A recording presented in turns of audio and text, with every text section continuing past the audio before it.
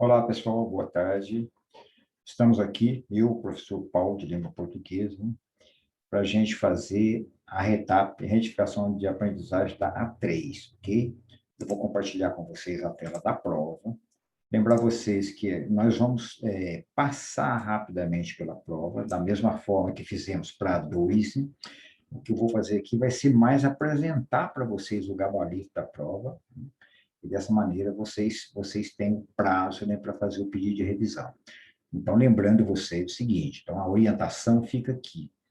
A revisão, se houver necessidade de vocês fazerem pedido de revisão, é feito no fórum que está aqui dentro desse bloco. O bloco se chama RETAP da A2 e da A3. A RETAP da A2 foi feita na sexta-feira passada, então o prazo de vocês já terminou para pedir de revisão. E agora, no mesmo fórum, podem, se for o caso, peçam revisão da A3 aqui dentro desse fórum, o mesmo fórum que já estava aqui. E eu lembro vocês que essa prova A3 é uma prova centralizada, né, pela DEPA, para todos os colégios militares. Então, é possível que, se houver alguma reclamação com relação ao gabarito, nós tenhamos que fazer um contato com a DEPA, vamos ter que conversar com os coordenadores, porque essa prova não é nossa, essa prova é da DEPA, o gabarito é da DEPA, ok? Então, para que vocês tenham conhecimento de que o pedido de revisão vai ter que ir para essas instâncias, né? Eu não sei como será resolvido, mas se houver, nós vamos ter que ver isso aí, ok? Então, vou apresentar para vocês a prova, apresentar o gabarito, e a partir de hoje, então, a partir do momento que vocês tomam conhecimento desse gabarito, vocês têm aquele prazo regulamentar, que eu acho que é 48 horas, são 48 horas, para vocês fazerem o pedido, se for o caso. Então, vamos lá. A A3, ela veio com várias provas, né? E as questões de linguagem, código e suas tecnologias vai da questão 6 a 25. Então, o primeiro texto. Vamos ler o texto para a gente passar pelas questões. A Semana de Arte Moderna de 1922. O grande movimento de modernização da cultura brasileira, promovido inicialmente por intelectuais e artistas na cidade de São Paulo, tem como um de seus marcos iniciais a exposição de pintura de Anita Malfatti, em 1917. Como um marco de ruptura, a Semana de Arte Moderna de 1922 e como um marco terminal possível, o ano de 1945, quando o panorama cultural começa a ganhar nova configuração. Há um consenso entre os estudiosos quanto a indicar o aspecto desolador da cultura brasileira na passagem do século XXI, ou melhor, XIX para o XX. Excetuado alguns poucos nomes representativos que antecedem o modernismo, como os autores Lima Barreto e Euclides da Cunha, do qual os sertões se tornam uma referência universal, traduzida em diversos idiomas, inclusive em francês, pelas edições Metalli, com o título de Hautes Terres, La Guerre des Canudos, 2012. O que se tem é uma produção cultural bastante decadente. No plano literário, sobrevivem as duas estéticas herdadas do final do século XIX, o simbolismo e o parnasianismo. Todavia, do final do século XIX, o simbolismo e o parnasianismo sobrevive às duas estéticas do final do século XIX, o simbolismo e o parnasianismo.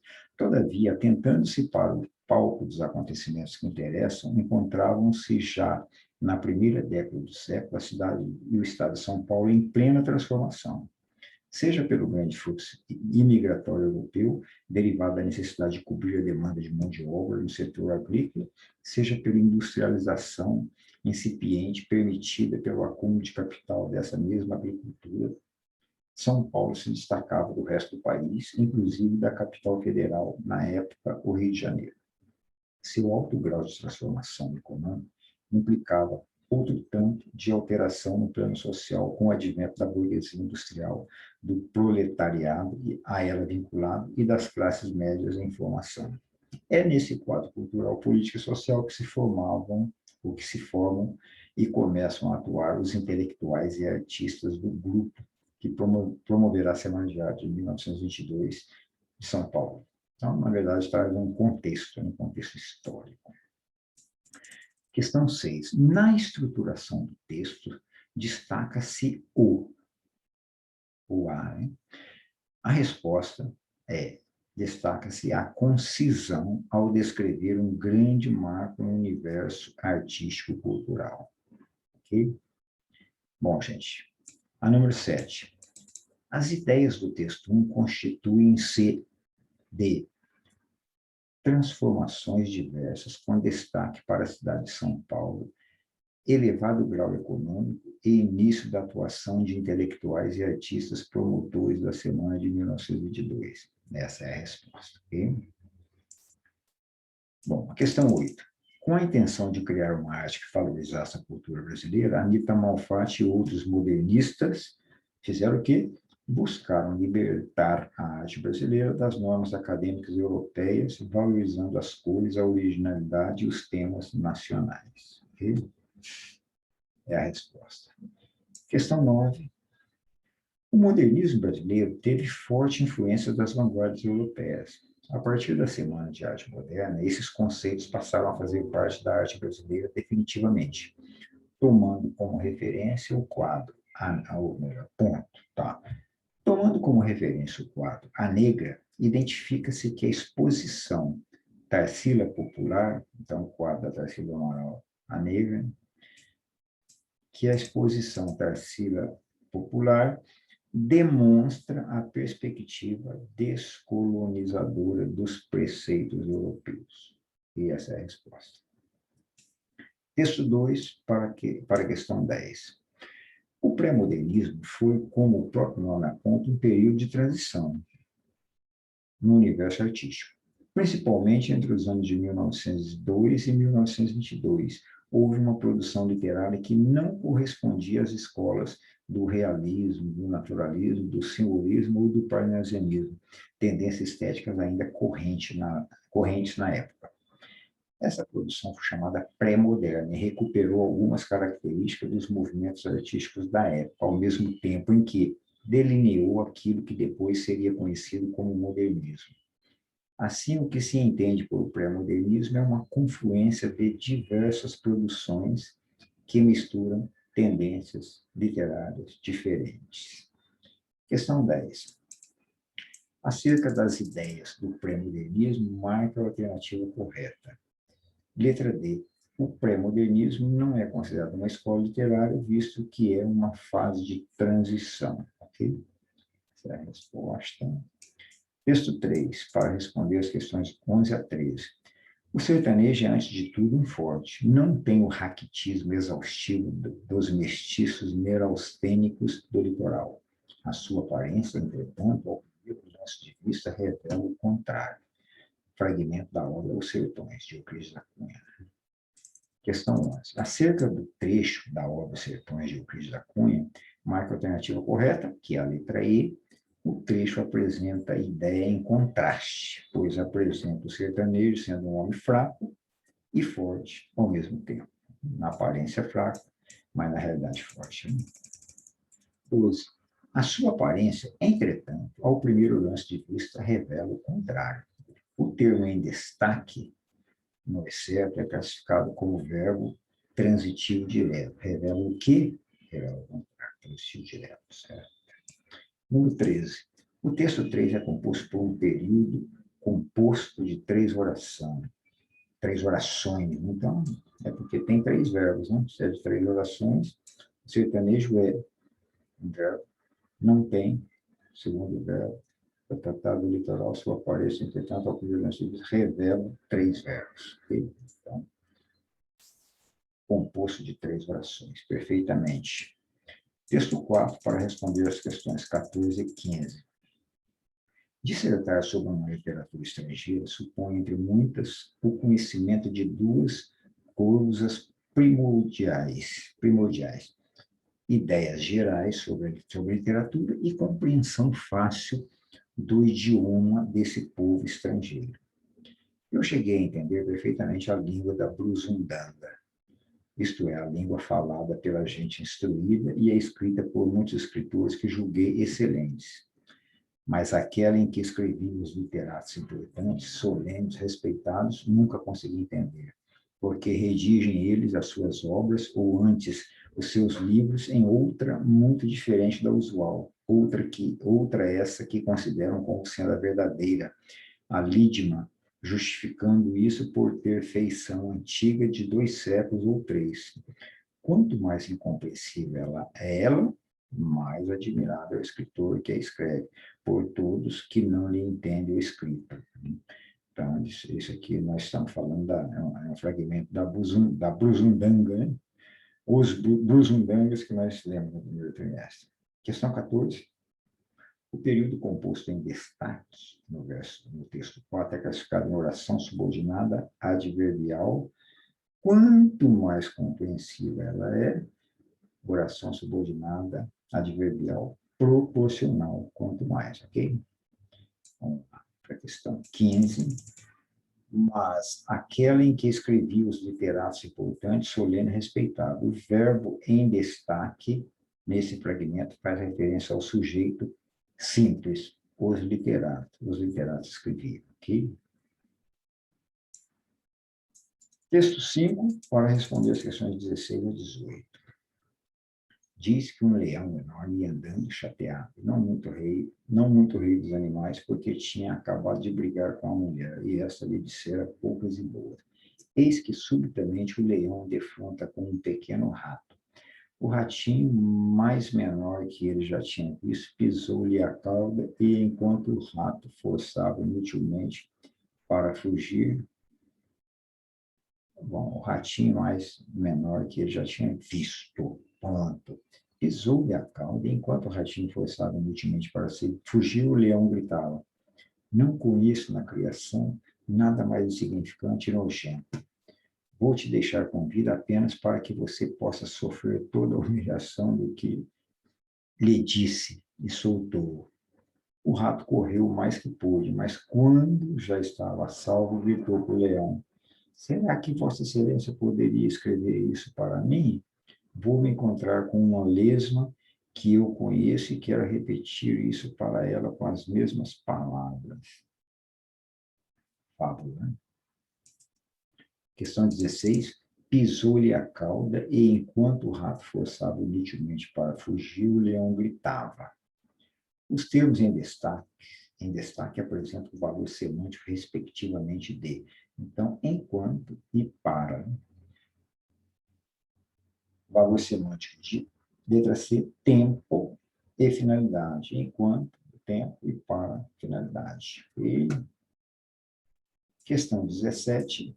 Diz que um leão enorme ia andando chateado, não muito rei dos animais, porque tinha acabado de brigar com a mulher. Esse período estrutura-se numa relação de coesão, por meio do emprego de uma oração subordinada adverbial que expressa causa, letra B. Okay? Questão 18.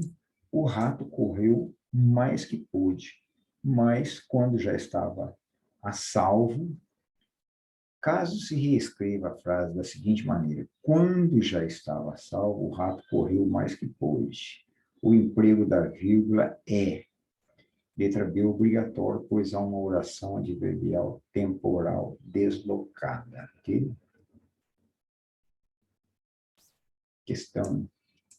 Texto para a questão 19, os heróis.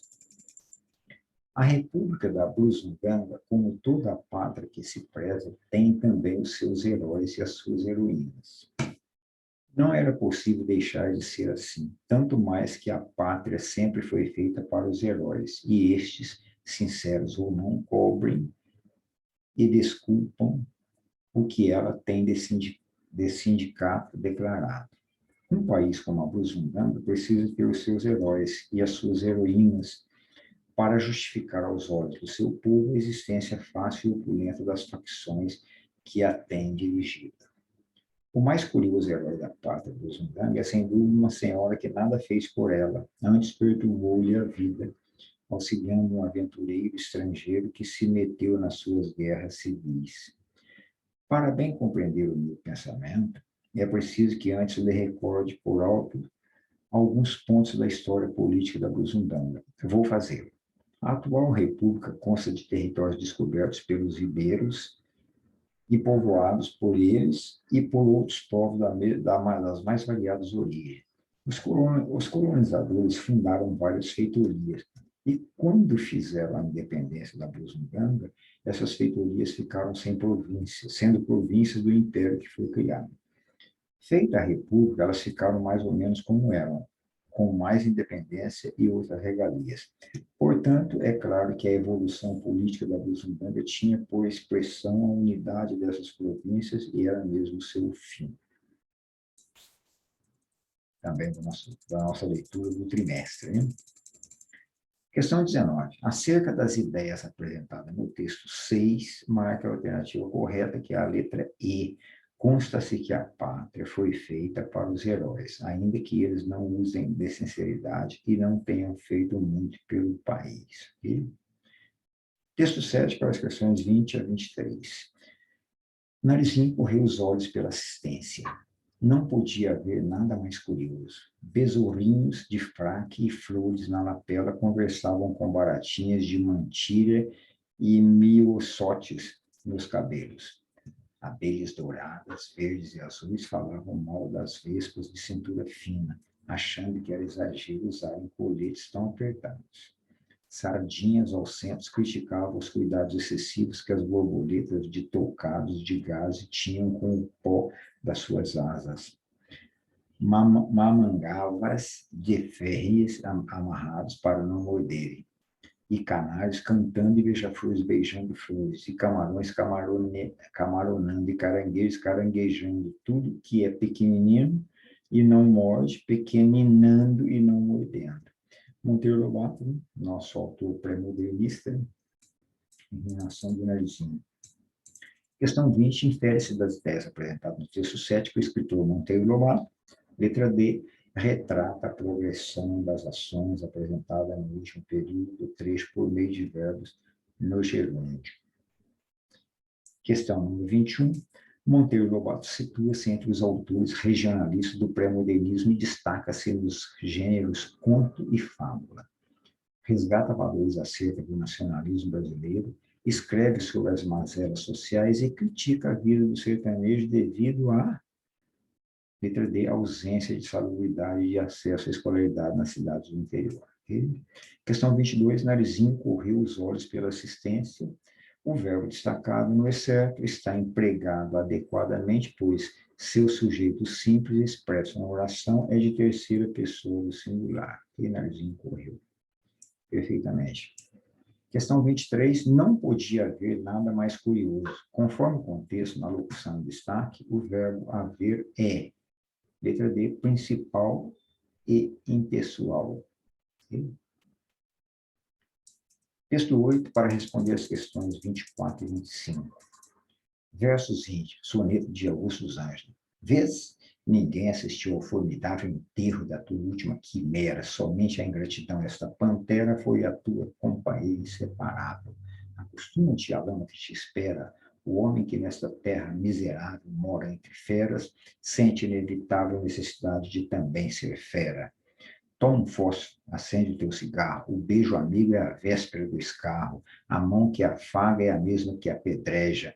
Se alguém causa ainda pena a tua chaga, apedreja essa mão vil que te afaga, escarra nessa boca que te beija. Augusto dos Anjos. 24. A poesia de Augusto dos Anjos revela aspectos de uma literatura de transição, pré-modernismo, designada como pré-modernista. Com relação à poética e à abordagem temática presente no soneto, o autor utiliza o imperativo, dando o conselho de que quanto mais cedo a pessoa se acostumar com a cruel e miserável realidade do mundo, será mais fácil adaptar-se a ela. Acostuma-te a adaptar. Questão 25 e última, né? A respeito do poema Versos Íntimos, letra C. O eu lírico deixa claro uma visão pessimista e rancorosa em relação à vida e às pessoas com quem convive. Okay? Então, aí está, minha gente. Essa é a etapa na retificação de aprendizagem da A3, né? E a partir de agora, começa a contar o prazo para vocês apresentar qualquer reclamação, se for o caso, né? Vocês não são obrigados a fazer isso. Então, eu volto aqui à orientação, para que não fique dúvida, qualquer pedido de revisão deve ser feita no fórum, que está neste mesmo bloco, logo junto com essa aula, né, com essa videoaula, está lá o fórum da A3, né, da A2 junto e a 3 também. Então, aí é o canal para vocês fazerem o retábulo. É o único canal para vocês pedirem a revisão, se for o caso. Ok, gente? Pessoal, era isso. Muito obrigado a vocês. Espero que tenham saído muito bem e que nem seja caso de pedir de revisão, que não vai ser possível, né? Tomara. Gente, bom dia para vocês, boa semana, bom estudo. Obrigado pela atenção. Tchau.